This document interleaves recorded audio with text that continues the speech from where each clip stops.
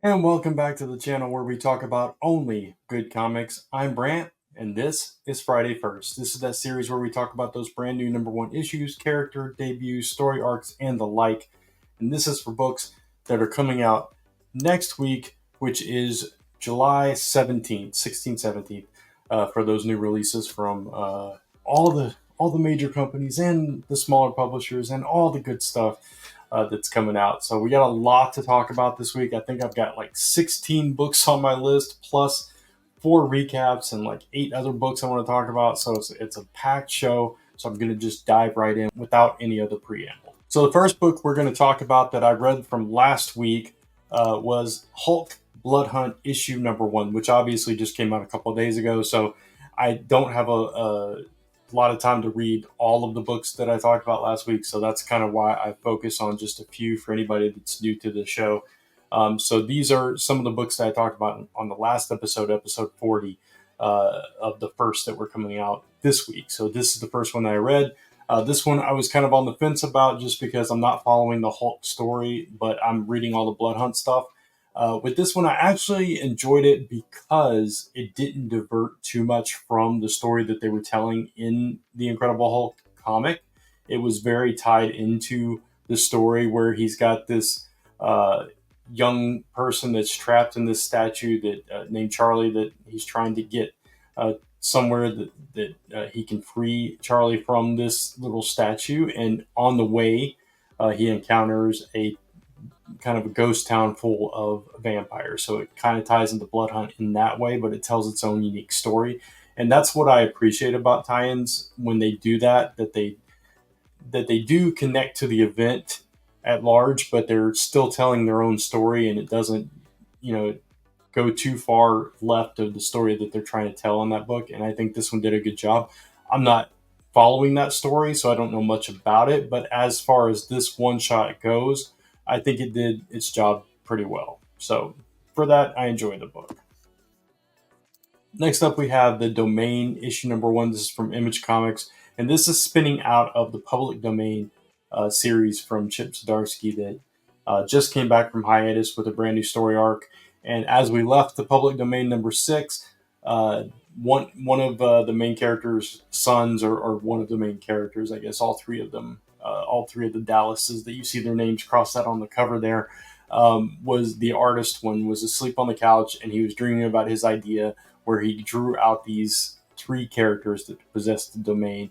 If you're not familiar with Public Domain, it's about this family, this guy that co-created this character years and years, decades ago, 40 years ago or something, and he wanted his sons to be able to draw it. Then there was like this whole, ownership battle throughout the entire first arc between the artist and the writer and this publishing company, and ultimately the father got the rights to tell new stories with the character, but then he wanted to do it with the sons, but they had different ideas, and now they're clashing as it starts. And then this spins out. This is actually the concept that one of the sons came up with, where this power is, instead of just an old white straight guy, it got split between these three individuals that are in their 20s, represent different races and possibly genders. We don't know that yet based on this issue. So just judging this alone without all of that precursor to it and all that connection to Public Domain, just as a story in and of itself, I thought it was a really solid book. I enjoyed learning about these characters, seeing what their motivations were, seeing that they're all kind of space geeks. They Star Watch and all this kind of stuff, and they just happen to catch an alien ship crashing on Earth and get a hold of their technology, and now they share this power, very power pack like, except for it's kind of like the Radiant Black as well, where only one of them can use the power at a time, and it kind of shifts between the three. So it's really interesting in that way too.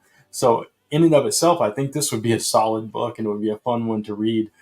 With that deeper connection to Public Domain, it makes it even richer. And so I really, really enjoyed this first issue of this book. Next up, we have Kill All Immortals issue number one. This is from Dark Horse by, I cannot remember his first name at the moment, but Kaplan. I've lost it. But anyway, this is the story of if like these Vikings from like Eric the Red and his family were immortal and they were businessmen.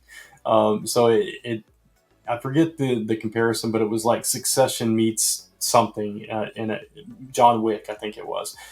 So it with immortal, that's what it was. It was Succession meets John Wick with Immortal Vikings. This was the kind of the pitch, the the that tagline that kind of pulls you in. My brain is like melting, and I'm not, the terms are not coming to my brain, and the names and all this stuff. So bear with me. For some reason, I'm just blanking on the most common stuff. But anyway, so that's kind of the pitch, and that's that concept just pulled me in. It was like that line alone was like, oh, I've got to check this out. So basically, you get introduced to the girl on the or the woman on the cover, which is Frey. Um, I can't think of her last name now. But anyway, it's like Alsvard, or it was a weird like Norse name. But anyway, you get introduced to her. She comes from this family, but she doesn't want anything to really do with them or the business and stuff. Her brothers and her dad, they're the business people, and it starts off very bloody. So if you shy away from violence and blood, as indicated on the cover there, you're not going to be into this. But it starts off with that, like a kind of a this like other family of like the 1% of the 1%, very Fortune 100 companies. Their family is kind of at war with another one, and they're like they're not going to do anything, and they definitely did, and that ends up to be her family. But anyway, she doesn't want anything to do with that life and that world, and she's like using all her money to give back to do charities and hand deliver like food in third world countries and all that kind of stuff. And she's got this journalist boyfriend, and they basically come under attack, and she goes to her family for help, and things do not go well. And that's all I'm going to really say about it, because it's saying any more than that is going to spoil what happens in this issue. But I thought it was a really solid start. It started off a little slow, and I say slow. That's not the right term, because it starts off very fast into action. But what I mean by slow is it took me getting past the opening scene to pull me into the story, because the opening scene was the Vikings attacking somebody. And it's like, okay, that's fine. That's a nice before the credits kind of set up thing, and then you get into the meat of the story. And it was the meat of that story and learning about Frey that kind of pulled me more into the story. And then as she introduced her boyfriend to the family and all the stuff that kind of broke down from there, it was like it was a build up, and by the end of it, I'm like, oh, I've got to read this next issue to see what happens from here. So some intense things happen in this. I thought, again, you got to read past the first few pages to really get pulled into the story, or at least I did. But ultimately, it delivered, and it pulled me back for a second issue. So that's a win. And lastly, of the recaps, we have X-Men #1. This is the brand new start by Jed McKay and Ryan Stegman, and it was a pretty solid read. I actually didn't love some of the art. Like Beast's face looked a little sullen and caved in, and it was really weird. But the voices of these characters was spot on, and the ensemble cast was handled pretty well. They were kind of split between two events that were happening. So you had the local town sheriff. They moved to a town in Alaska. They had saved them from an attack. We didn't really know like what exactly happened or why they chose this place until the end of the issue, and I won't spoil that. But it was kind of a power move and a pretty intense thing by Cyclops in the moment. And I just noticed that my light is shining on the screen. I apologize for that. But anyway, so you had the local sheriff come to the compound. They had taken over a factory, and we learned later on what that factory actually was and why they took it over. But Beast answers the door. She was supposed to meet with Cyclops, but he was out on a field mission. So Beast kind of showed her around. There was like maybe a romantic connection between the two. Even introduced her to some of the mutants there. Glob was there doing produce, and then later on Magneto. So she got the full range of experience from horrific and shock and kind of mundane, boring, and intimidating and power moves all over the place with that. But at the same time, Beast kind of explaining to her and helping her understand their purpose being there.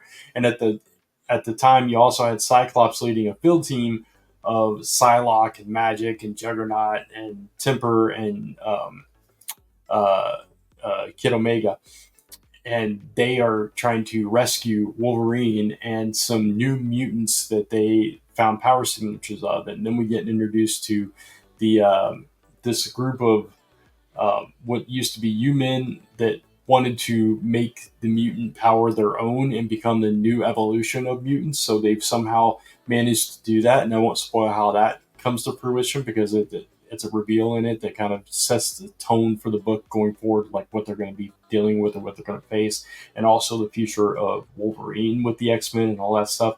But you had a nice field mission, felt very classic, felt very X-Men Blue and Gold kind of going on, and then you had like the boiled down Krakoa-esque, like, let's build a civilization within this factory compound, and the revelation of why they're there, and the dark history of this place, recent history, and all that stuff. So I thought it was a solid start. It didn't blow me away. I wasn't like, oh my god, this is the best X book I've ever read.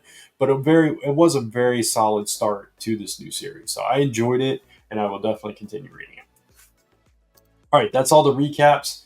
I've already been talking for 12 minutes straight, almost. So let's jump right into the books that are coming out next week.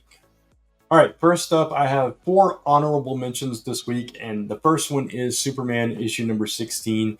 It's not really a new book or a new story arc or anything. It's kind of a filler issue that's tying into Absolute Power. So it is separate from what had been going on in Superman, which was the House of Brainiac stuff. So it is technically a fresh start. So I just wanted to call it out. It's like I said, Absolute Power tie-in where Superman has to team up with Zatanna. So that's a team up that you don't necessarily see all the time. Superman and Magic doesn't really mix. He doesn't, kind of go into that world very often. But, this Zatanna is a fan, like a cult favorite character.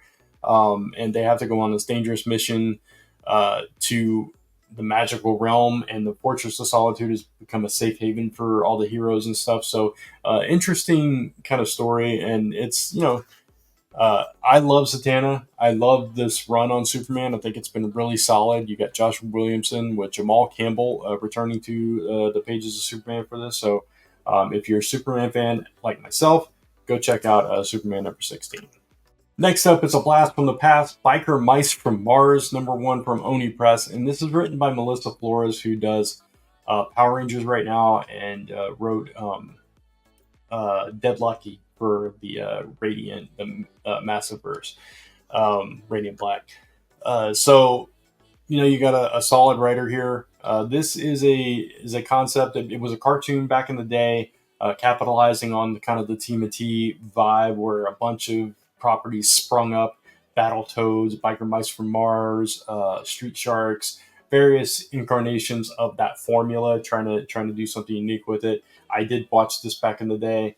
They've done comics before, but it's been a while. So now we are back with a Biker Mice from Mars, where these anthropomorphic mice come from the planet Mars, and they ride motorcycles and they fight villains, and it's just kind of a fun throwback concept.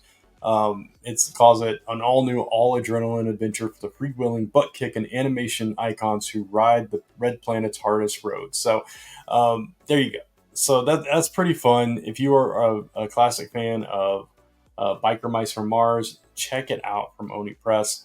I will see if I can find it and try it out myself. Keeping that nostalgia train rolling, which you'll see throughout this episode, there's a lot of it. The Rocketeer breaks free, issue number 1, and this is written by Stephen Mooney, who is actually, I believe Stephen Mooney is doing art on another book and writing this one, so that's kind of fun. But if you're a Rocketeer fan, you'll definitely want to check this one out. I am an on and off Rocketeer fan. If the story's really good and the creative team is strong, I'm in for it. But I don't read all of it, so I don't know if I'll pick this one up or not. But if you are like a massive Rocketeer fan, you're definitely going to want to check out the Rocketeer Breaks Free, issue number 1.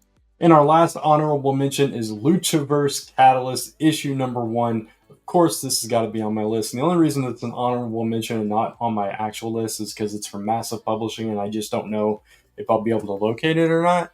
We'll see. But this is a comic celebrating lucha wrestling, but mixing in some supernatural aspects to it. Rey Mysterio Jr., everybody knows who Rey Mysterio is, that knows anything about wrestling. One of the most iconic luchadors of all time, WCW, WWE, multiple time world champion, still wrestles today. His son is wrestling right now in WWE. So Rey Mysterio there on the left is one of the featured characters in this issue.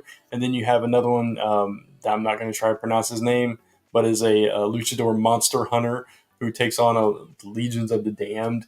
But we see like in also going back to Rey Mysterio, his legacy outside of the ring and some kind of great evil he's prophesied to return that he's got to face. So just fun, right? Fun stuff. I'm not familiar with any of the creators on this, but the cover looks fantastic, and I love wrestling and I love trying stuff like this out. So that's pretty cool. What does that say? One of three, I think. I think it's a 3-part. Yeah, it's a 3-part story. It says it right there.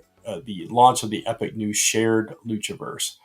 The world's most famous luchadors battle in the ring by day and serve humanity as monster hunters and world protectors by night. So that's pretty cool. That's fun. That's a fun concept. So if you are a wrestling fan or you just like, fun monster hunter stories, go check out Luchaverse Catalyst from Massive Publishing.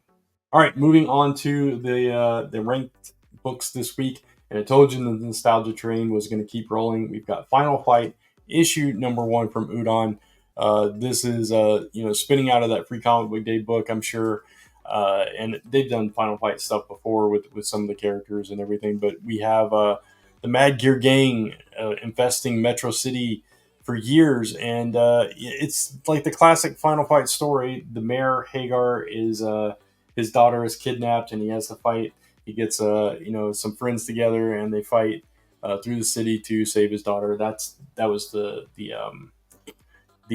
premise of the video game that I played back in the day, and it's coming to life here in the comic. $4.99 wraparound cover, so that's kind of fun. I'm not familiar with the creators on this one either, but I love Final Fight. I liked the Free Comic Book Day book. I thought it was fun, so I'm going to give this one a possibly good, just because I liked the Free Comic Book Day book, but it didn't blow me away, and I felt like the storytelling in that book in particular, that story was very compact and rushed through a bunch of milestones. But I think that was kind of the idea behind it, to kind of tell you this whole grand story of the Final Fight characters. But now we're kind of boiling it down to the basics, so this could be more fun. So we'll see. Oh, you want a more nostalgia? I got it for you. The Powerpuff Girls issue number 1 from Dynamite, and this one is written by Kelly Thompson. Kelly Thompson, fantastic writer. You know the work. I know the work. I love the work. So Birds of Prey right now, Black Widow, Scarlet. It says it right there. Some of the many things that she has worked on. Paulina, I'm not going to try to pronounce her last name because I don't know how to pronounce that. From Wonder Woman and She-Ra is doing the art. So Sugar Spice and Everything Nice. If you're a Powerpuff Girls fan or you're a fan of these creators, I think you should check it out.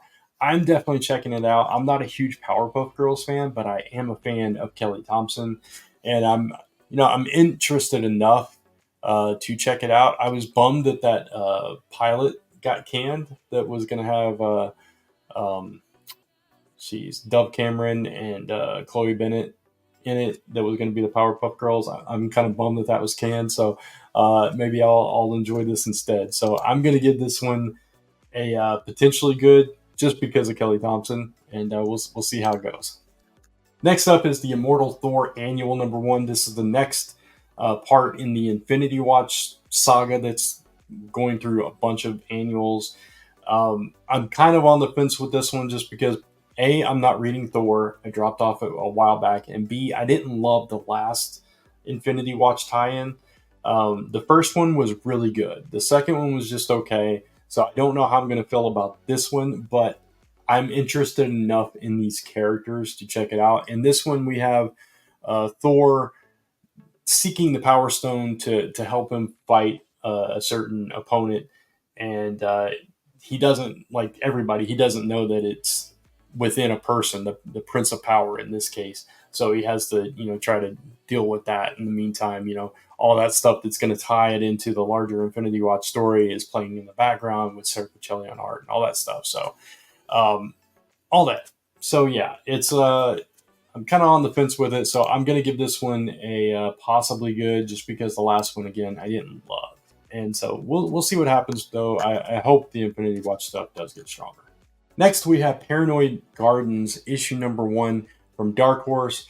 This is about a nurse who is at a care center that takes care of not quite human people, aliens, ghosts, superheroes, etc. So it's one of those kind of zany, crazy things. And the interesting thing is the creators behind it are Gerard Way from Umbrella Academy and Sean Simon, who is from the fabulous Killjoys.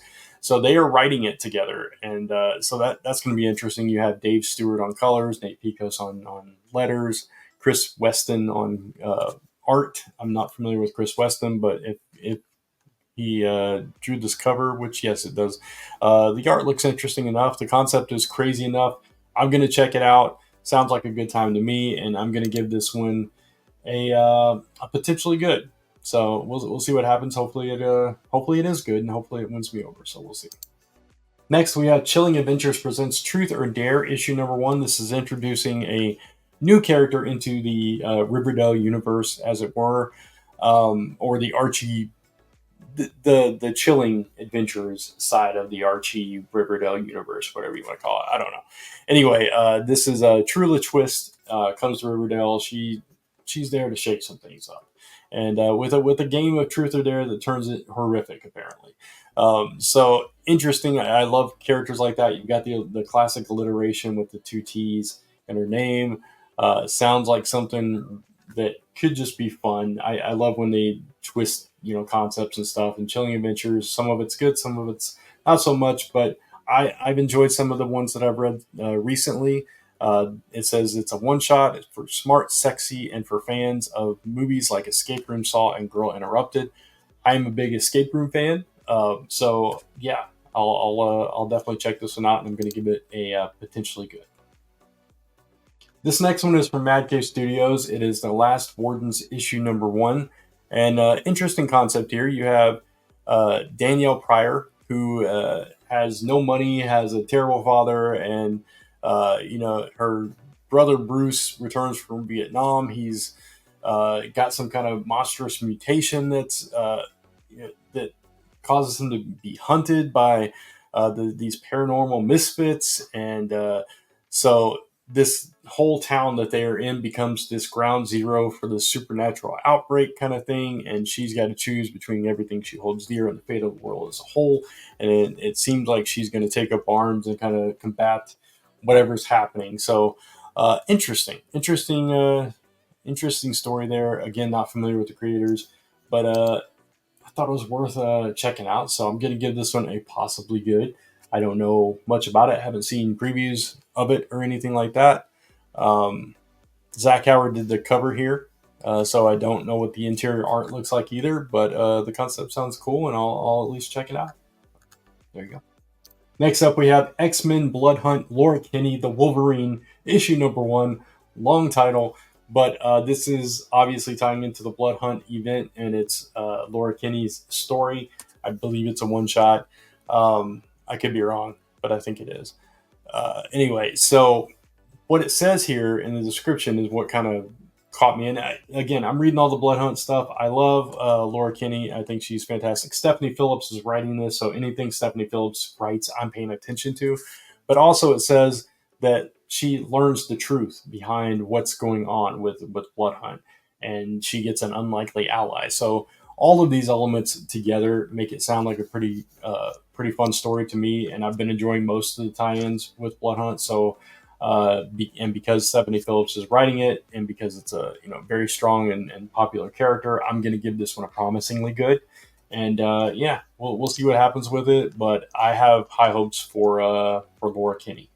So we don't see her enough these days.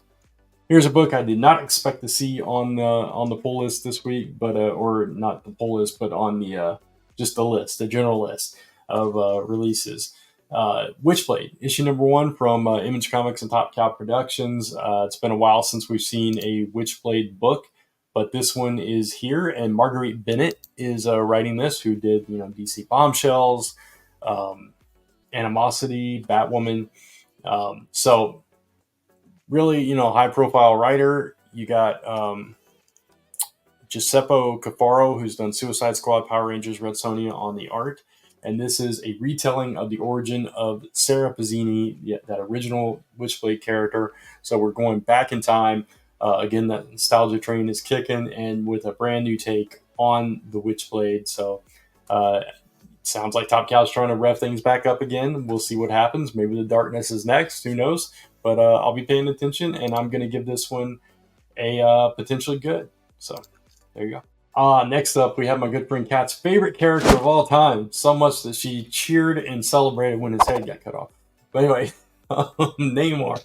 Namor number 1. And the interesting thing about this is Jason Aaron is writing this. And all I can think is Marvel wants the Jason Aaron Thor treatment on Namor, because he's that iconic and powerful of a character, and I can see that. I think that could be a fun take on it.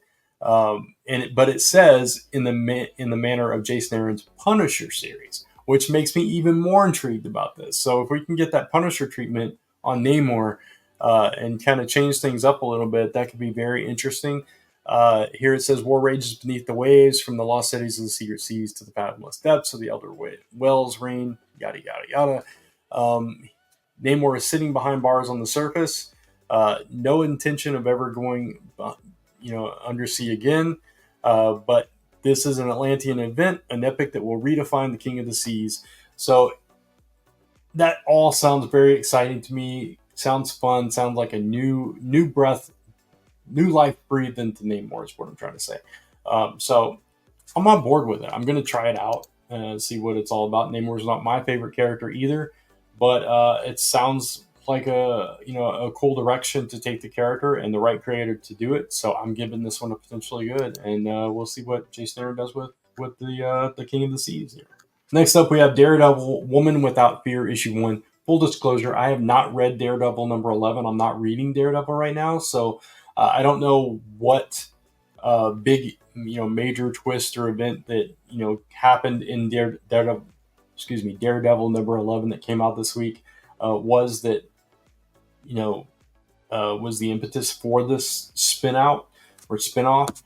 But hopefully I don't need to know that, and they will explain what happened in the pages of this book, because I'm actually excited about this. Erica Schultz is writing this, and I believe she wrote the tie-in to wow, I've totally lost Gang War. Yeah, that was it. I believe she wrote the tie-in, and I really loved the voice of Elektra in that story. So I love Elektra as Daredevil. I think the best Daredevil that we've seen in recent memory is the Elektra character as Daredevil. I think that was the strongest thing that came out of Chip Zdarsky's run as well.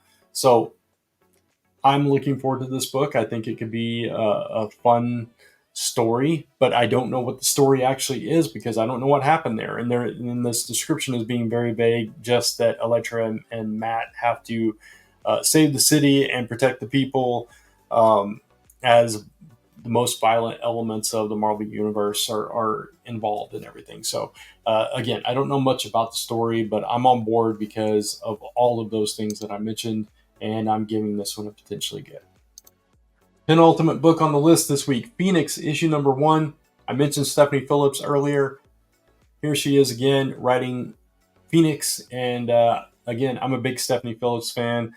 Love the work that Stephanie's put in across various titles and companies. I enjoy it, so I'm on board for this regardless. But I'm also an X-Men fan. I'm also a Phoenix fan, and you throw in Nova in this story, and this is hitting all the notes for me. Nova sends out an SOS. Phoenix answers it. We see what happens from there.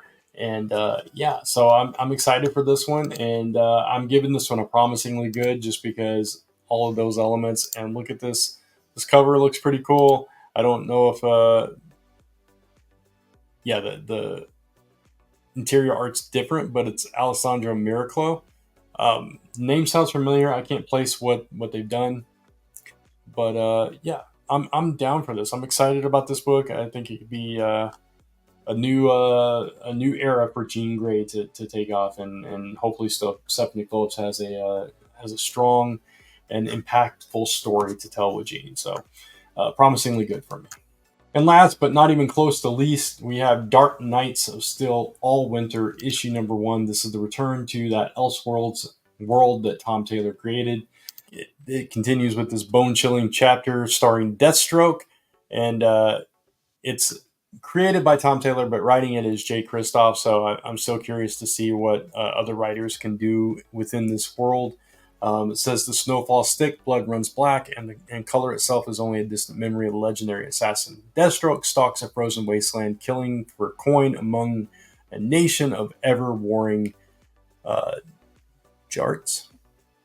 Charles? I can't make that word out. But anyway, so yeah, this murder for hire finds himself cast in the role of reluctant guardian. So it's it's kind of that classic story, and telling us a story with Deathstroke in a medieval world in the DC universe where superpowers exist too. That's just fun, and I'm all on board for that. So I'm giving this one a positively good. I'm taking a chance on it. So we'll see. And that's it for the rated books, all the number 1 issues and the like. That's all I got for you. I say that like it was only a few things. It's 16 books. It's a long show. I'm 36 minutes into this. Recording. That's before editing, so you're not going to see that. But as I'm recording this, it's 36 minutes. So anyway, I'm going to try to quickly go through the rest of these books that I'm also anticipating that are not number 1 issues or debuts or the like. So first up, we have Annihilation 2099 issue number 3. I really enjoyed the first 2. The first one, my favorite so far. The last Nova story, I thought that was really solid.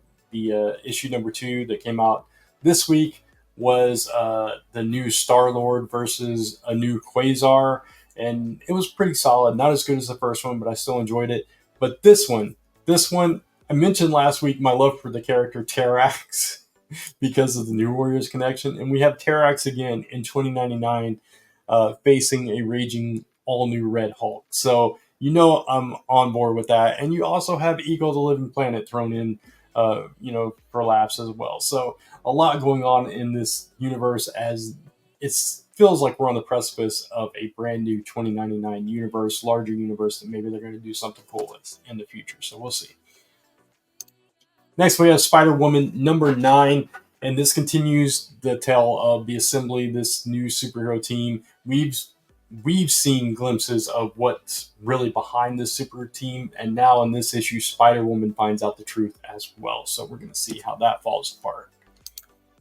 In the Invincible Iron Man number 20, it's coming to an end, and we've finally learned the fate of Tony Stark and Emma Frost in this issue, legacy numbering 670 for anybody that's paying attention to that. So we'll see what happens with their relationship, if it continues or it falls apart. Then we have I Heart Skull Crusher issue number 5. I just love this series. Tyrants Battle Royals on Bubble Cities galore as Trini and her teammates struggle to survive during their final hour in post-apocalyptic America. So, it's been good. They've grown as a team. They have a bear as their goalie or whatever, an actual bear. And it's just been zany and hijinks and fun and very violent. So I've been enjoying it, and I'm looking forward to this last hour of their battle, and we'll see what happens if they advance or not. Next up, we have Scarlet Witch issue number 2. I thought the first issue was a pretty solid start to this new chapter of the story. And now we have the Queen of Nevers, and Darcy is convinced that Wanda's never coming back, and chooses to take in a sworn enemy to help save the town. So lots of stuff going on in this book as always, but I'm down for it. Destro number 2 is up next as the number 2 issues reign supreme in this crop of books. I have one more after this, Well, two more books to talk about, but one more is a number two. Anyway, we have Destro, the first issue I liked. Didn't like it as much as Cobra Commander and Duke, but I still enjoyed it. It's probably my fourth of them, but we get Tomax and Zaymot coming up in this one as well. And as their role continues to be fleshed out in this new version of the G.I. Joe universe, and I'm all down for that. Nightwing 116, part 3 of 5, the final run of Tom Taylor's run on Nightwing and Bruce Redondo's. Has Fallen Grayson, the Heartless story. Deadman's on the cover, so I'm assuming he's in the book as well. So I want to see how this all plays out. The Heartless arc has been the strongest part of this series, so I'm really looking forward to seeing how that all comes to a head. And finally, we have Lawful issue number 2. The first issue was fantastic. I really enjoyed it. Where we have these people in this town where if they do anything wrong at all, break any kind of laws, they slowly turn into monsters. And this one kid who is, made one mistake when he was young, decided for the rest of his life he's not going to do anything wrong, not even cross the street when the light's not green, all that kind of stuff. And then he accidentally does. And now everything is going crazy. So that's where we're at with the story. And I think it's a really fun, unique concept. And I can't wait to read more of it.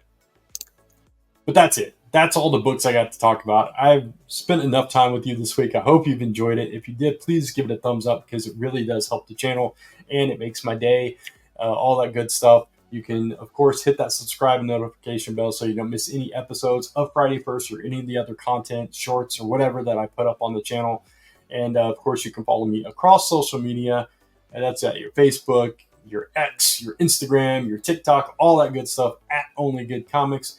And type in onlygoodcomics.com to take you right back to this YouTube channel where we talk about only good comics. Until next time, take care. Thanks for watching. Keep reading those comics, and I'll see you soon.